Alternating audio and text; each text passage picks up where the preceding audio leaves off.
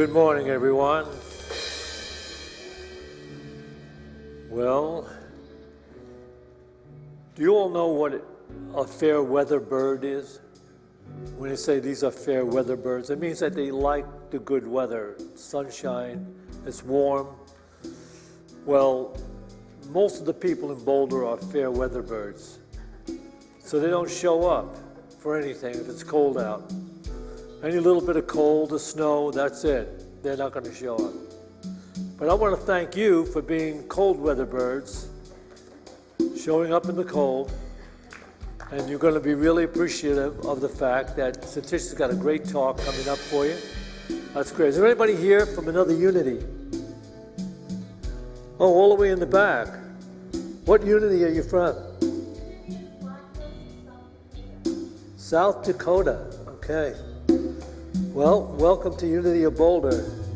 You'll probably, because of what takes place in Boulder, by comparison to what takes place in South Dakota, you'll probably go right out after this service and find an apartment. I'm only joking. I've been to South Dakota. I love the wind. I love the wind. Is there anybody here for the first time? Oh, leave your hands up. We've got a gift for you. Leave your hands up. And also from South Dakota, leave your hand up. Put your hand up. We've got a gift for you. This is a bag of marijuana. Okay, don't smoke it during the service. In the back over there. Okay, good.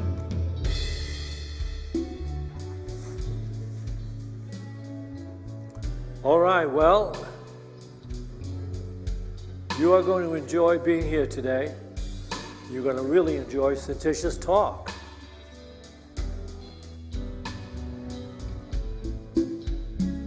Good morning, everyone. Welcome to Unity of Boulder. Those of you who are joining us here in person and those of us who are joining us online, we're very happy to share this time with you and be with you spiritually, so thank you for joining.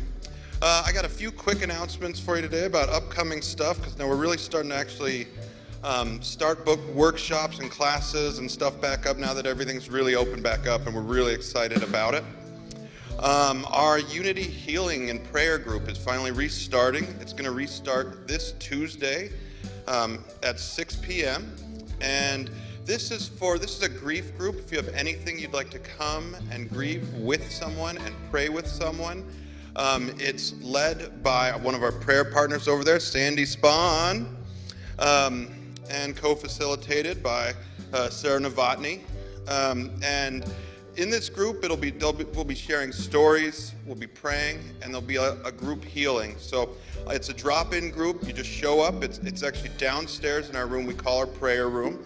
So you can just show up for that this Tuesday. I'd also like to mention, Sandy, you reminded me, we are still taking clothing donations out in the lobby. We have some barrels out there for the people of Louisville and Superior. So if you have any nice clothes, we're not looking for items, big items or anything, just clothes and stuff like that. So if you have anything nice, please just bring them on in. You just drop them in the barrel, and we have them picked up periodically as needed. All right, we have two book groups starting, both a men's and a women's book group. They're both reading the same book. It's titled The Only Thing That Matters by Neil Donald Walsh. It costs $75. The men's group is going to be led by Syntysche's assistant, Steve Hayes, who's up there in the booth. And the women's group will be led by Deborah King and co-led by Syntysche. It starts on, I didn't put the date on here, not this Monday, but the following Monday. It goes from 6 to 7:30 on Mondays for 5 weeks, $75. We do have the book in the bookstore right now. It's sold separately for $16.99, so you can register for that in the bookstore or online, or if you have questions about it, come ask any of the staff and we can give you a little more info on that. Sunday the 20th, Norma is going to be leading her annual spring equinox celebration where we say, so long winter and welcome in the spring. That'll be at 6 p.m. If it's warm enough, hopefully, we'll do it outside. And we do a lot of singing, dancing, chanting, and drumming. If you have your own drum you'd like to bring, your own hand drum, please bring it. If you have an extra one to bring for someone else to use, that's cool too. That's the event you don't have to sign up for. We do take an offering at the end of it, but all you have to do is show up to that one in some comfy clothes and be ready for some dancing. And finally, this Saturday, we are having as most of you know, we have Nia dancing classes that go on 4 times a week here in Fellowship Hall. We're having a new to Nia dance workshop this Saturday. And this is for if you've ever wanted to try Nia but weren't sure if it was right for you. This is an introductory class. It's from 10 to 12. It's $25. It's led by our usual teacher, Rebecca Hartman. I know, Wendy, I know you're a big fan. So this would be the time to check out Nia if you never have, and that is for men and women. Everyone's invited to that, of all ages. So now I'd like to welcome to our stage once again our guest musicians today, who are, I don't even know if we call you guests anymore at this point. You're such just a part of the team. This is Sierra and Dinah. This is Aletheia Rising. They are going to blast us with some haunting music.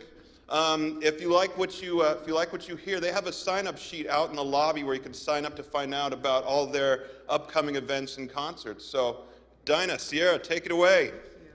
Thank you. We're happy to be here this morning.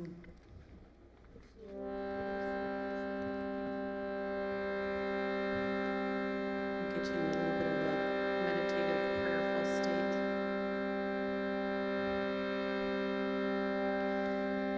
Sleepers awaken, the night has gone and taken your darkest fears and left you here, and the sun it shines so clear, and the sun it shines so clear. Oh, wake, for the world looks wonderful.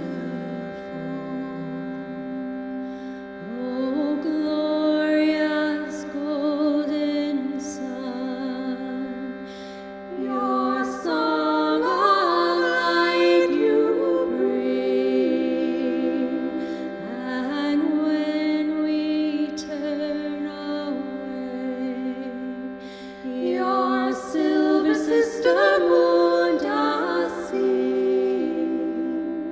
Then once again we face your glory and your grace, and to those whom sleep still takes, sleepers awaken, the night has gone and taken your darkest fears and left you here, and the sun it shines so clear, and the sun it shines so clear. Oh, wake, for the world looks wonderful. Oh, wake, for the world looks wonderful.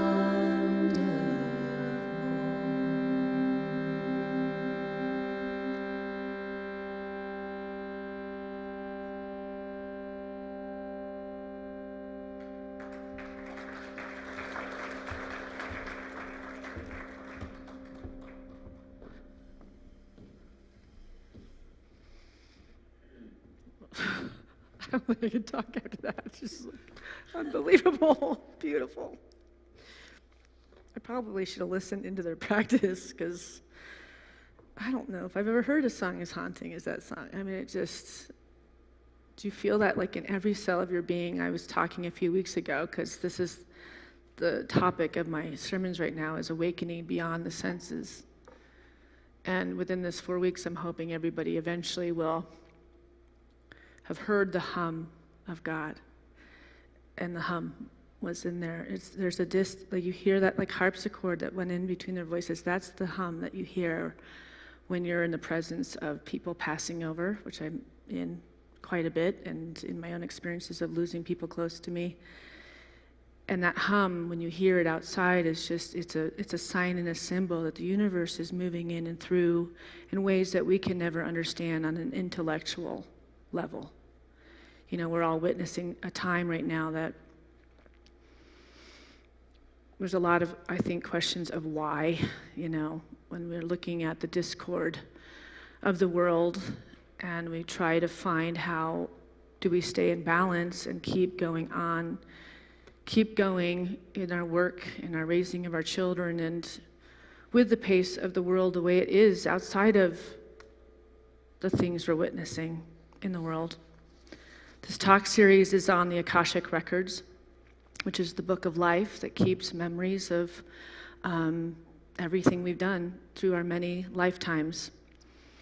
It's on spirit guides, our soul families, recognizing that we aren't walking this road alone, that we actually have divine people that re-enter with us many lifetimes. So they show up at different times to help us move through the blocks and the difficult things, and eventually you start to recognize when you're in the presence of one of your soul family members when they re-emerge. And it's a wonderful thing, and we were talking about that a lot last week.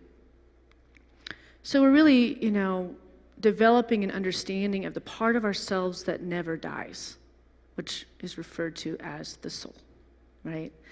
And the more we understand our soul, we understand that there's something greater always happening in divine order, regardless of how things appear on the outside, right? So today I'm going to talk about the human journey as a platform for spiritual growth.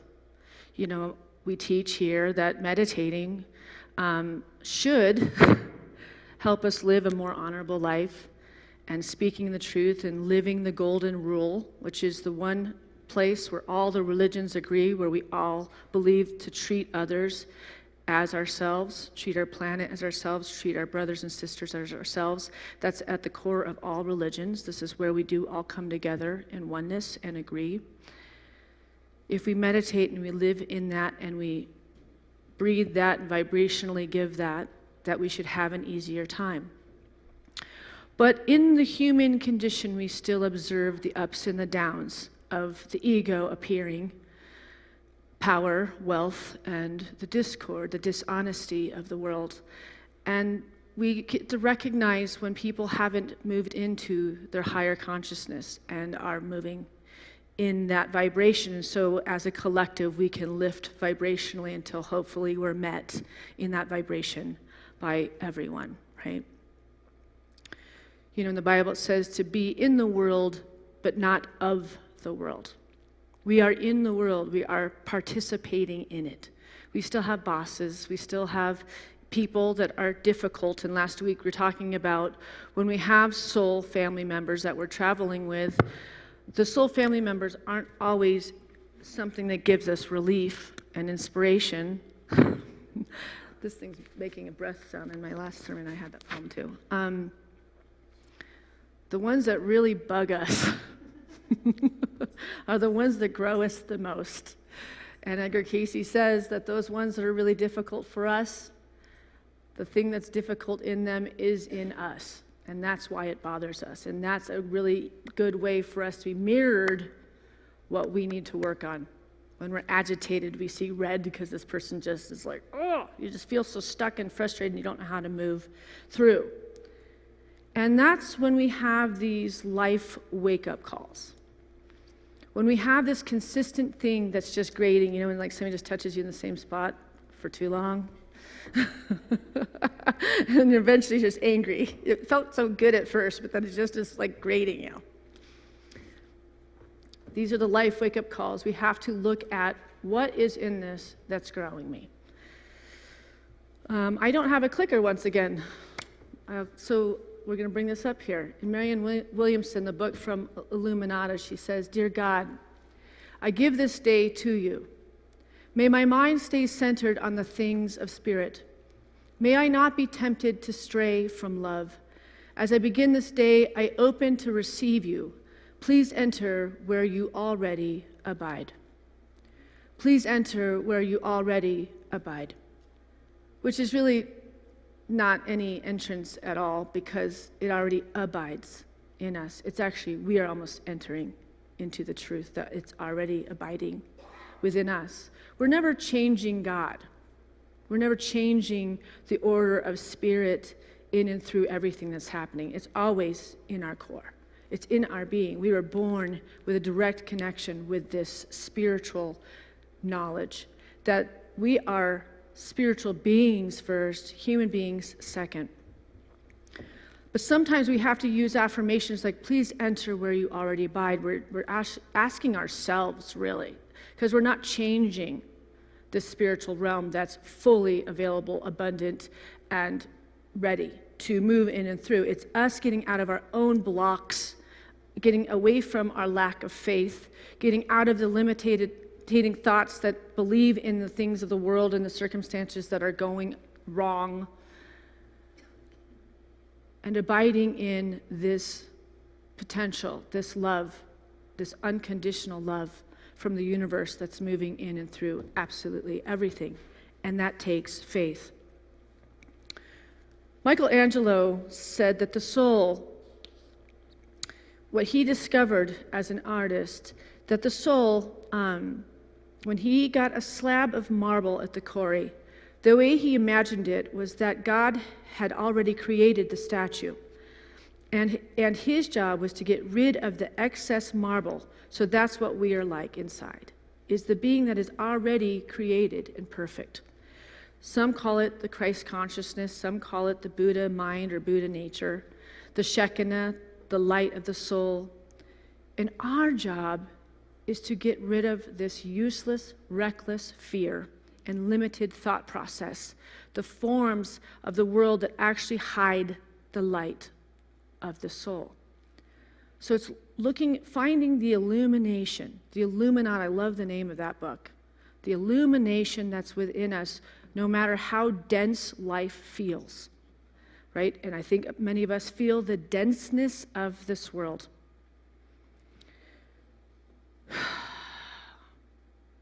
Be in the world, but not of the world.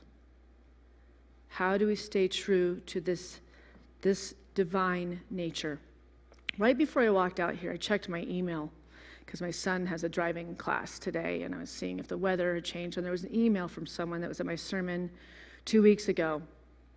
And I just know Spirit wanted me to read this email, and she said, so 2 weeks ago and last week, I asked people to put out to the universe something spiritual that you want to have happen, or just put the idea of a butterfly or a dolphin or something in your mind's eye and then hold it.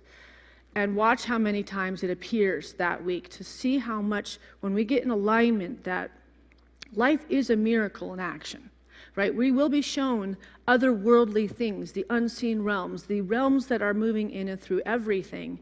If we live from that, that's the whole point. We're living from this illuminated place. And she said that she held out, that she had a friend that was her closest friend that passed away. After this person passed away, heart pictures would fall off the wall, and her friends would say, that's him trying to communicate, saying he's okay, he's okay. And then she said she thought she'd seen him once, but then kind of talked herself out of it and was pretty sure she did it. And in this email, she goes, I saw him. I woke up the other day and his face was in my face.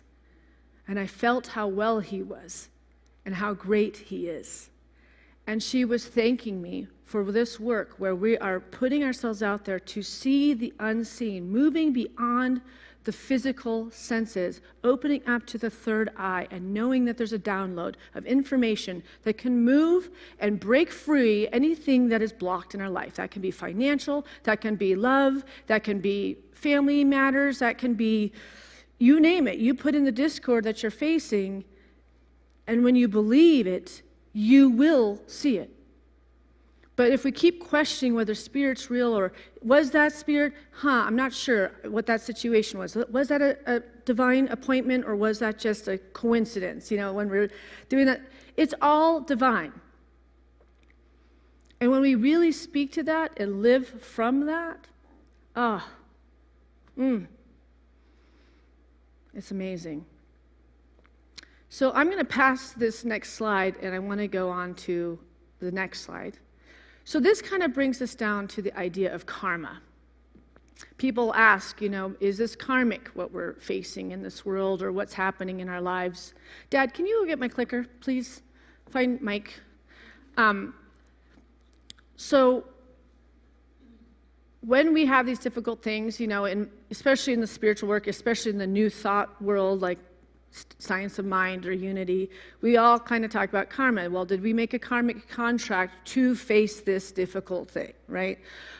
Did we pick this difficult marriage to grow us? Did we make an agreement with it? So it's like a love thing. It's even though this person was really difficult and even maybe mentally abusive, was it a love thing for us to grow ourselves so that we finally love ourselves, right? And you can answer that for yourself, but I've got some information about what Edgar Cayce says about this, and this is what I love and I live by.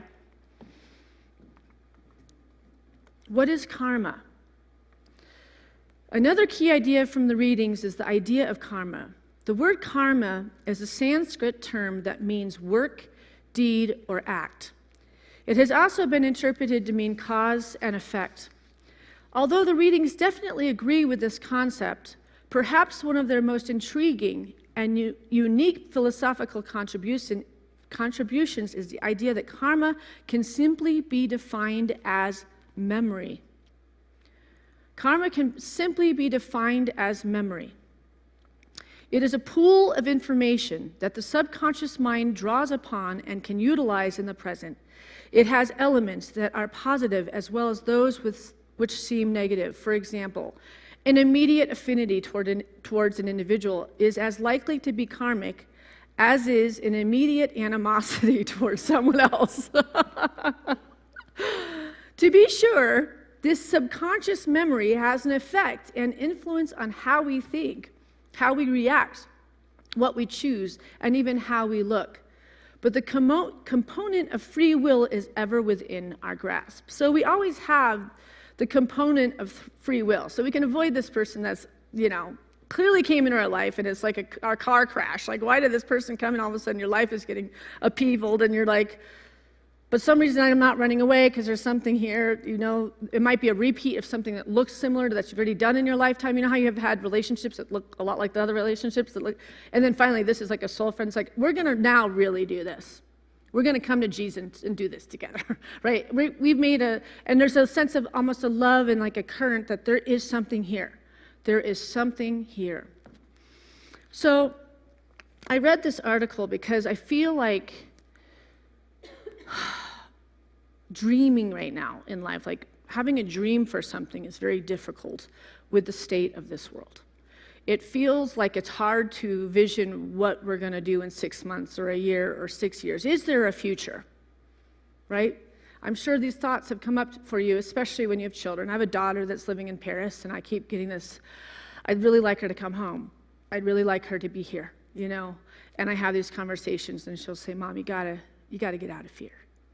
I'm doing my dream, I'm living my passion, and I'm happy here. And I'm like, okay, but when is the exit plan? I'm like, intuitively, can we have a plan? And it's like, that's not how it works. When we live in this divine experience, we live in flow, and we have faith that we will know that the nudge will come when it's time to exit something, or when it's time to pivot or change a situation.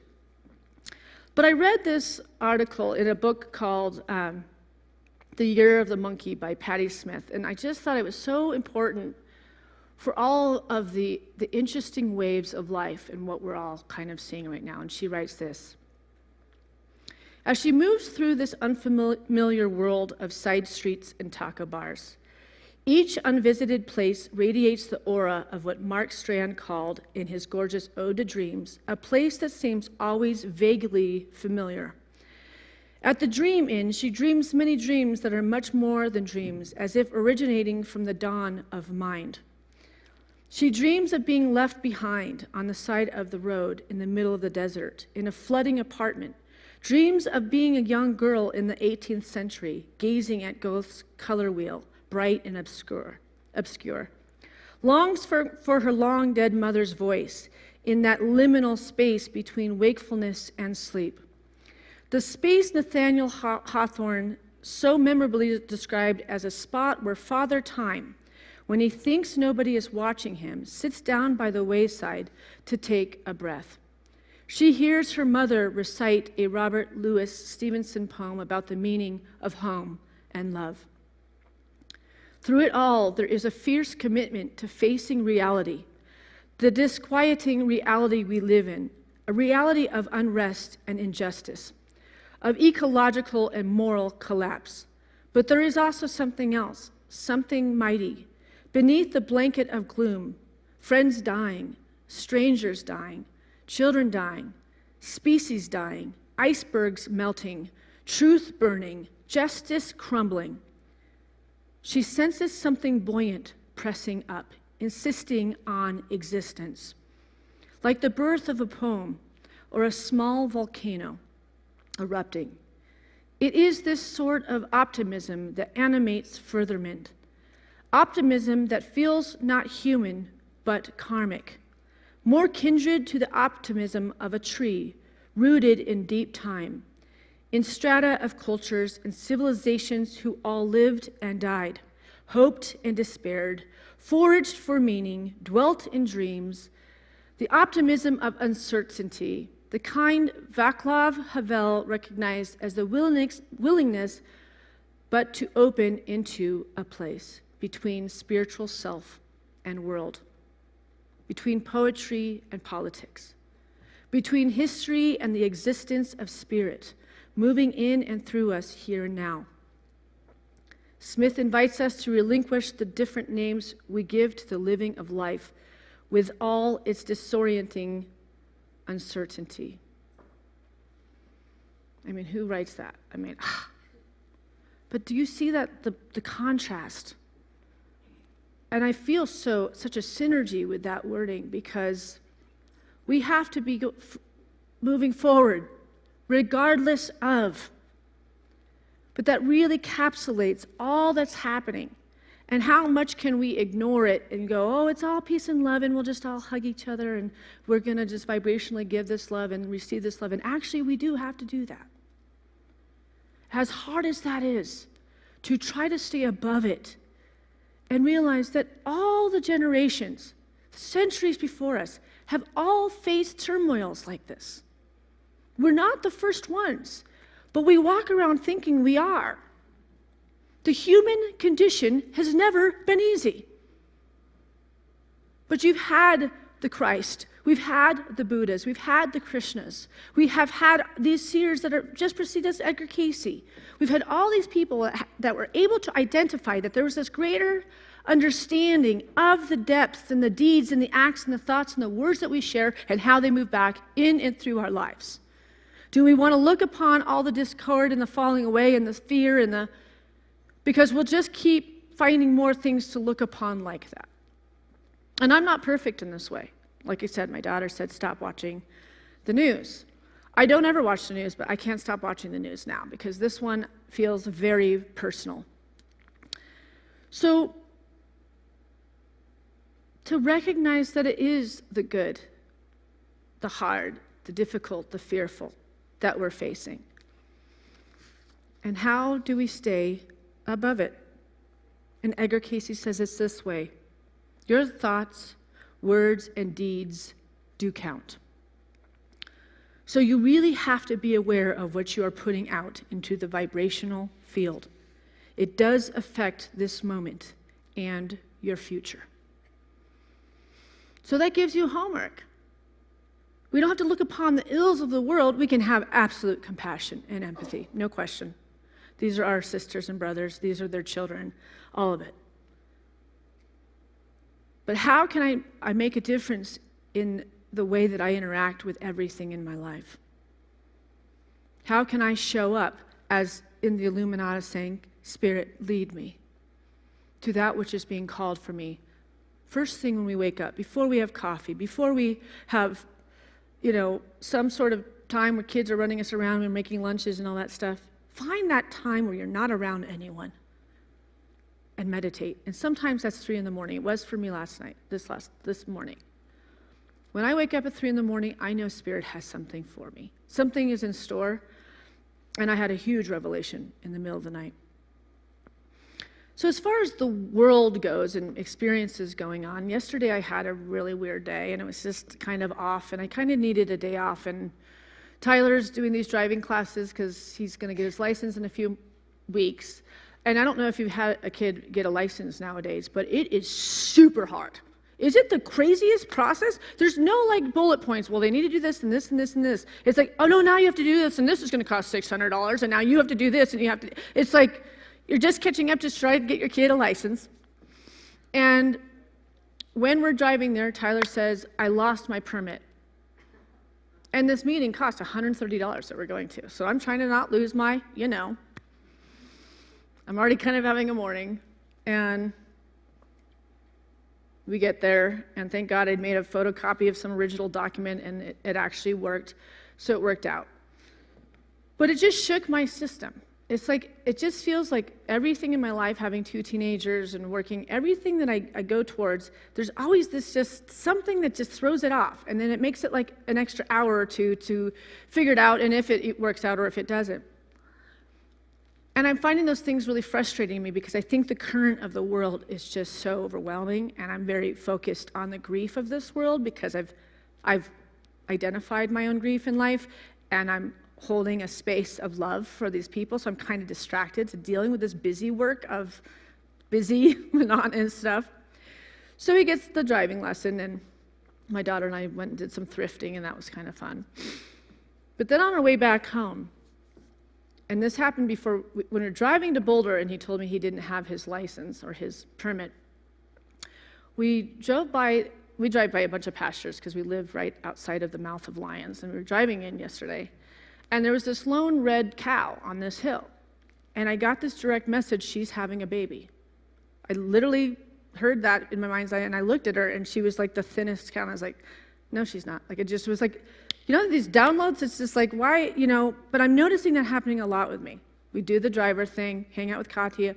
When Katya and I are driving by that cow, she gave birth with us right next to the cow. And we pulled over. And we watched, and the little baby wasn't moving forever, so all of a sudden I'm about to jump over this fence and now help with the birthing process of this baby cow, because that's how much I feel I'm responsible for all of it, Of course, God would put me here because I'm willing, to jump in, and whatever I have to do, if we pull the sack of this thing, or what do we got to do? And I'm in just awe. I'm in tears, and Katya's like, gross. I'm like in tears. It's the most beautiful thing ever, because it's the fact that I've gotten this vision, or this whatever that was, and there's this baby. And then when the baby started moving, Katya started crying, because it was scary. It was like a good couple minutes, and usually you do see like a little ear flutter, and I'm about to go in, do mouth to mouth on a baby cow, and be the most action I got all week. Just teasing. I'm totally playing. I'm just silly like that. And we cried, and we watched the baby until the baby stood up. And it was so holy. And it's those moments that I just know that the universe is so honorable. It's like I'm just kind of in dread. I'm kind of like fried. I needed that day off, and here's this moment. And I recognized that holy moment, and it changed the whole energy of my day. That was God. That was God reminding me that there's always new birth. There's always something new coming in, to look upon the newness and not the things that are worn out and old ideas and old belief systems that make us lose our joy and our happiness. So I always look to the creativity as a way of expressing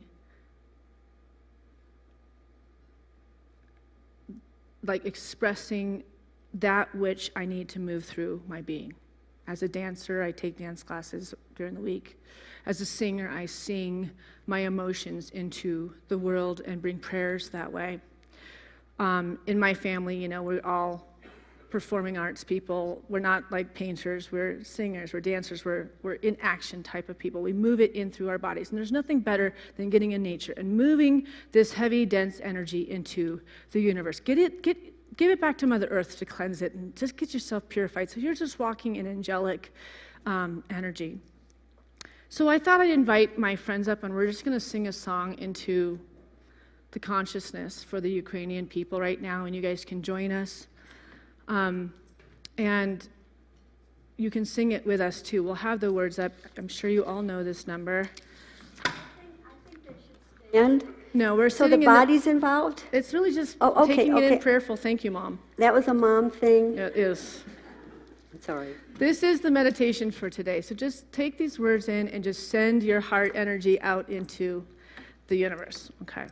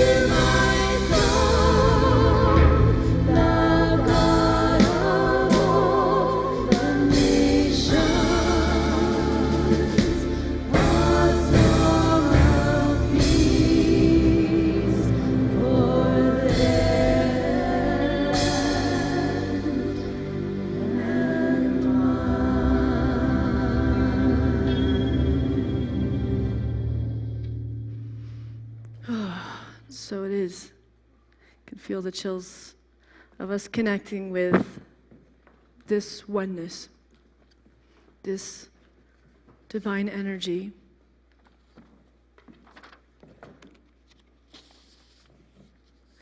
I listen to spiritual music on YouTube, and it kind of chooses the music for me. It kind of knows your genre and eventually starts playing it. And that song comes on like 3 or 4 times a day on its own. And it's like the universe is just like, and it just lifts my heart, and I just sing it in my office because it's such, you know, that song was divinely written through a human being, but spiritually given to all of us. And we all have music like that. When you have music like that, or you have an art form, or you're a painter, go do these things right now. Bring that creativity. Put it into your creativity. Do something. It lifts us where we lose time.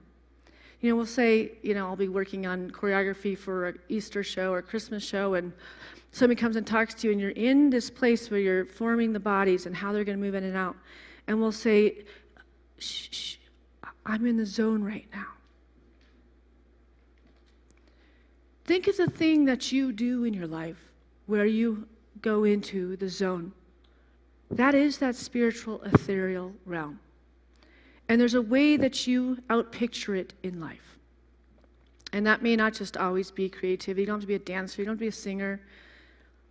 You may be a woodworker. You may be a pottery person. You may be a computer builder. I mean, honestly, if that's the thing that you just find such an enlightened feeling, to go to those places, go into nature, go lay on the earth, go stare at the animals, go witness the birds. Recognize how spring's coming and how winter's leaving, and watching the seasons. Getting into the simple beauty that God has given us to look upon in its perfection. Pure perfection.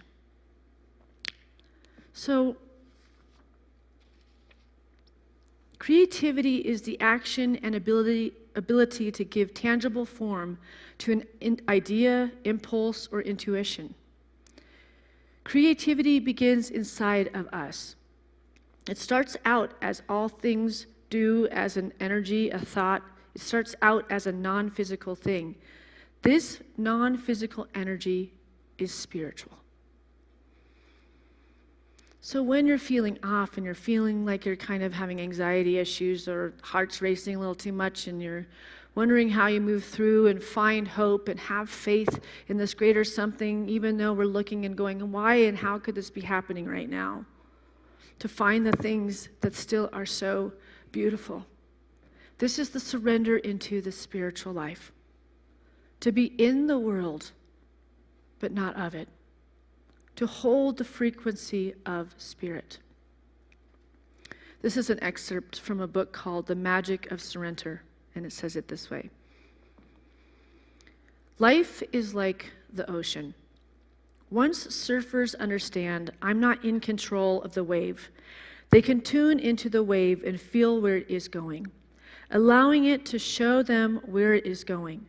Then they can partner with it and flow. Yes, it looks like a surrendering of control, but the wisdom of those surfers is they realize that they aren't in control of the ocean to begin with. Let me be clear. Surrender doesn't mean non-action. It doesn't mean being passive, doing nothing or not taking responsibility for your part. It means you are following the clues instead of trying to make something happen that isn't, or trying to fit life into your little box. It means partnering with life, letting life lead you, and making space for life to show you where it wants to go. For surfers to surf successfully, you must accept the ocean for what it is. The great ones, the true masters, did not fight the nature of life. Life, like the ocean, is uncontrollable.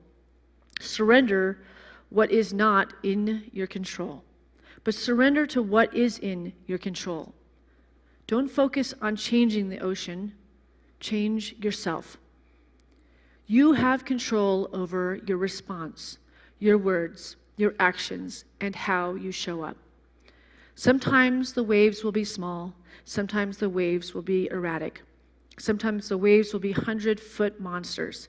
Sometimes life goes your way, sometimes it doesn't. It's not the waves that matter. It's how you choose to surf them. No one can take this power away from you. And so it is. Amen.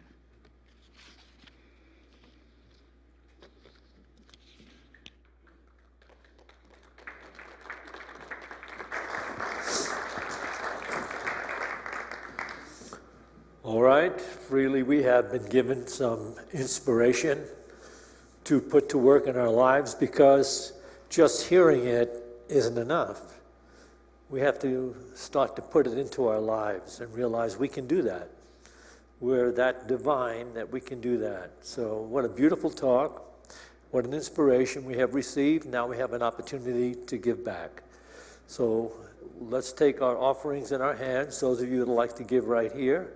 And those of you that are watching on live stream, these are the different ways that you can donate to Unity of Boulder.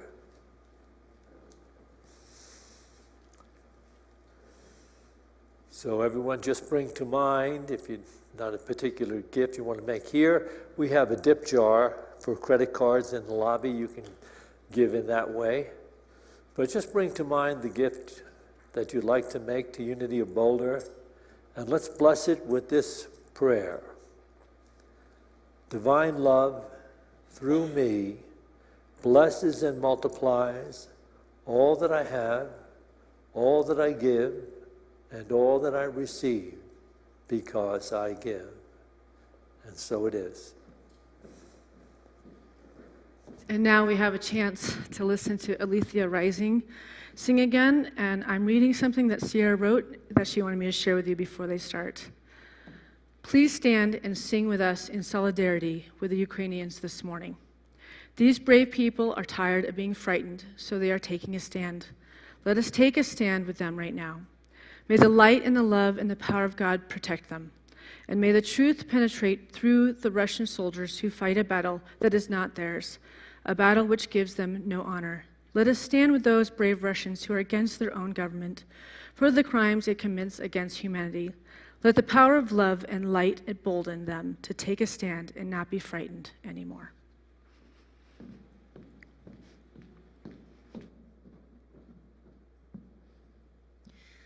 Love is washing over me. Love is washing over me. Love is washing over me. And I won't be frightened anymore. Truth is washing over me. Truth is washing over me. Truth is washing over me, and I won't be frightened anymore. Peace is washing over me. Peace is washing over me. Peace is washing over me, and I won't be frightened anymore. Love is washing over me. Love is washing over me. Love is washing over me, and I won't be frightened anymore. I won't be frightened, no, I won't. I won't be frightened anymore because of freedom. Washing over me. Because of freedom. Washing over me. Because of freedom, sweet freedom. I won't be frightened anymore because peace is washing over me. Because of peace, washing over me. Because of peace, sweet peace. I won't be frightened anymore. Love